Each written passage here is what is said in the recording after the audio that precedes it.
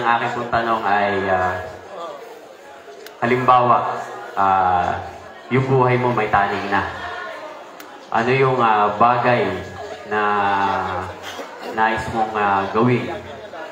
O ano yung bagay na nais mong gawin bago ka mamatay?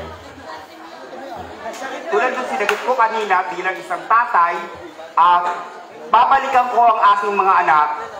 Inuulit ko sa inyo, sasabihin ko sa inyo na buong buo, ako po ay nalulog sa drugs. At dahil po sa drugs na yan, tinalikuran ko ang aking mga anak at ang aking mga apo. Kaya sabi ko sa sarili ko, ano ka naman na mangyari, babalik at babalikan ko ang aking mga anak para ituwid pa rin at pakita ko pa rin sa kanila ang pagiging tatay ko. Dahil inuulit ko, walang magulang na talagang tumalikod sa kanilang mga anak dahil ang mga magulang ay talagang nagmamahal sa kanilang mga anak. O yung isa kong anak ayaw sa akin, pero sasabihin ko sa kanya na kahit anong gawin mo, bali-balik rin man ang mundo, hindi mo may tatanggi, kahit sa bakla ako, nagkamali man ako pa rin ang tatay mo. And I thank you.